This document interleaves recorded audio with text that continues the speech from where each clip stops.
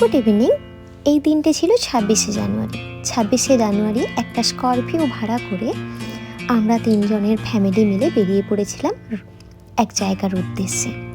প্রত্যেকটা মুহূর্তে বিপদের সম্মুখীন হয়েছে, প্রত্যেকটা মুহূর্তে কিছু বাজে অভিজ্ঞতা, তেমন ভালো অভিজ্ঞতা হয়েছে। রাস্তাঘাটে কোথাও তেমন খাবার দাবার পাইনি। রাত্রি 11টার সময় একটা ভালো রেস্টুরেন্ট পেয়েছিলাম। এই যে এখন আমরা রামজির পতাকা লাগিয়ে নিয়ে বেরিয়ে পড়েছি। বাজে এখন ঘড়িতে 5টা। আমি কিন্তু ড্রাইভার দাদার পাশে বসেছিলাম। আমার রাত্রিবেলা ঘুম আসে না, তাই আমি সবসময় ড্রাইভার দাদার পাশে বসার চেষ্টা করি জেগে থাকবো বলে। খানিকটা 30 মিনিট ঘুমিয়ে পড়েছিলাম। তারপর এই অবস্থা, চারদিকে লম্বা লাইন।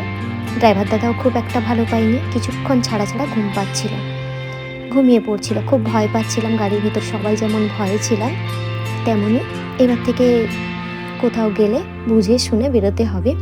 এখানে কত কিলোমিটার পর্যন্ত লাইন আমি বলতে পারবো না। খবর নিয়ে দেখলাম যে বিশাল দূর রাস্তা বন্ধ। বেনারস থেকে প্রয়াগরাজ কোনো দিকে যাওয়ার রাস্তা খোলা নেই, প্রত্যেকটা হাই রোড বন্ধ করে দিয়েছেন। তো সেই জন্য আমরা কি করব, গাড়িতে ছোট ছোট বাচ্চা, না একটা খাওয়ার দোকান আছে, না একটা জলের দোকান আছে। বাড়ি থেকে যে যা নিয়ে এসেছিলাম সব প্রায় ফুরিয়েছে। রাই আর রবীন্দা 9 জনের ভেতর 3টে মাত্র ছেলে ছিল, তার ভিতরে একটা পুচকে ভাইও ছিল।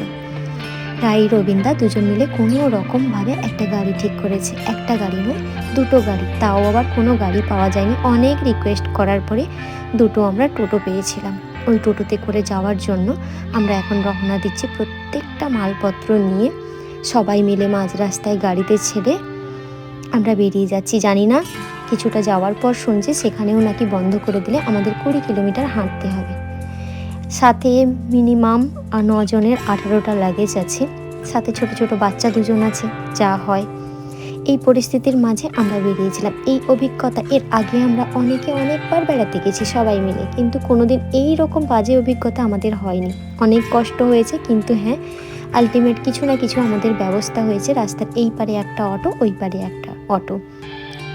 চার্জও অবশ্য তেমনই করেছে, কারণ যেহেতু অড জায়গা, মাঝ রাস্তায় হাই রোডে এই ধরনের অবস্থা, তো চার্জ তো নেবেই। চলো যাই হোক, ঠাকুরের দয়ায় আমাদের ব্যবস্থা হয়ে গেছে। কিন্তু কিছু কিছু বাজে এমন কিছু অভিজ্ঞতা হয়েছে যেগুলো হয়তো এই ট্যুরটা না করলে আমরা জানতাম না। সবথেকে ভয় পেয়েছিলাম ড্রাইভার দাদার ঘুমিয়ে পড়াতে।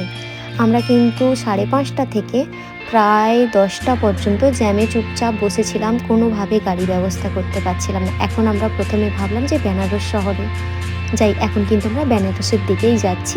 তারপর আস্তে আস্তে আমাদের জার্নিটা কেমন হয়েছে, কী কী অভিজ্ঞতা হয়েছে, সবটাই তোমাদের সঙ্গে শেয়ার করব।